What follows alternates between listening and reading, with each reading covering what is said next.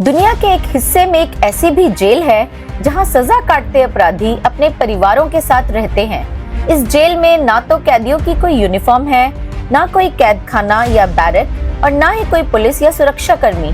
और यहाँ जेल के अंदर सिर्फ कैदियों का ही बनाया कानून चलता है। नमस्कार, मेरा नाम है पूजा रनौत और आप देख रहे हैं मेरा कार्यक्रम देश, दुनिया और संस्कृति।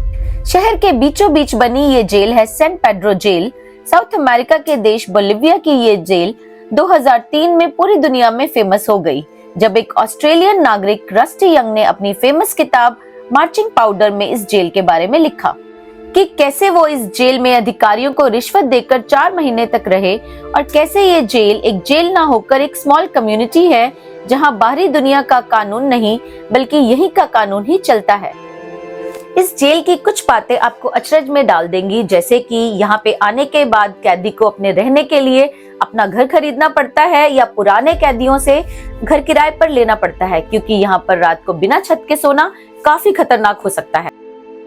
यहाँ जेल के अंदर आपको 1 स्टार से लेकर 5 स्टार रेटिंग वाले आवास मिल जाएंगे और बाहरी दुनिया की ही तरह अगर आप पैसे वाले कैदी हैं तो आपको 3 story house with jacuzzi with city view room वाला घर भी मिल जाएगा।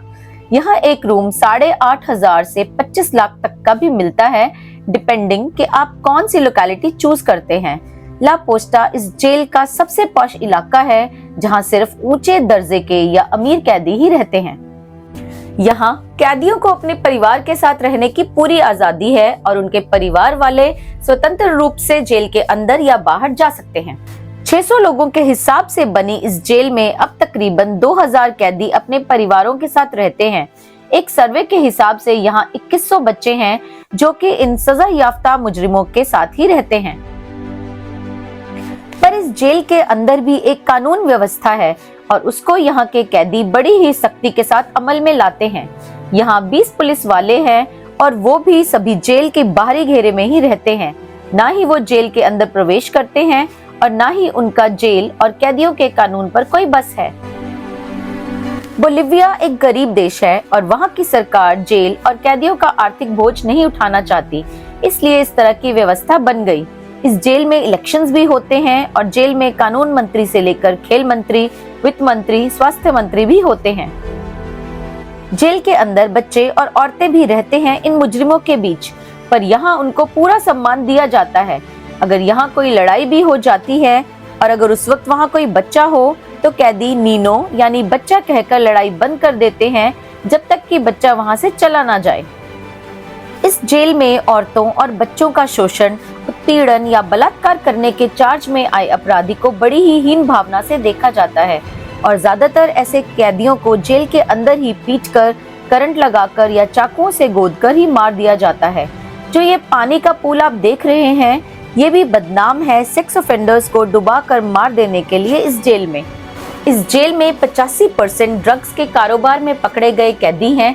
बोलिविया अपनी प्योरेस्ट ड्रग कोकेन के लिए काफी मशहूर है और जेल के अंदर भी ये कारोबार काफी फल फूल रहा है। कुछ सालों पहले यहाँ जेल टूरिज्म भी हुआ करता था, जहाँ जेल के अंदर बने होटल में कोई भी आकर रह सकता था और जेल का टूर ले सकता था। ये टूर कैदियों द्वारा संचालित होता था और पर्यटकों को होटल में कोकेन और दूसरी ड्रग्स भी बेची जाती थी। जेल के अंदर ड्रग्स बेचकर ये लोग काफी पैसा भी कमाया करते थे। In the depths of the prison there were cocaine laboratories, and for $5 as a tourist you could spend the night inside this prison and you could get whatever you wanted, drugs, alcohol. You could get the police to order you a pizza. You know, it's just crazy. इस jail के अंदर अपना जीवन चलाने के लिए यहाँ कैदियों को काम भी करना पड़ता है। यहाँ जेल में कैदियों की दुकानें, रेस्टोरेंट, बार्बर शॉप्स हैं। वहाँ कैदी बूट पॉलिश से लेकर मजदूरी, कारपेंट्री, प्लम्बिंग कुछ भी कर सकते हैं। ये एक छोटी सी दुनिया है जेल के अंदर ही। और देशों से उलट यहाँ कैदियों को वोट करने की भी आजादी होती है और देश में इलेक्शंस के वक्त सभी राजनेता कैदियों से मिलने के लिए आते हैं और उनसे वोट भी मांगते हैं। सैन पेड्रो जेल एक ऐसी जेल है जहाँ सिर्फ कैदियों का ही राज चलता है।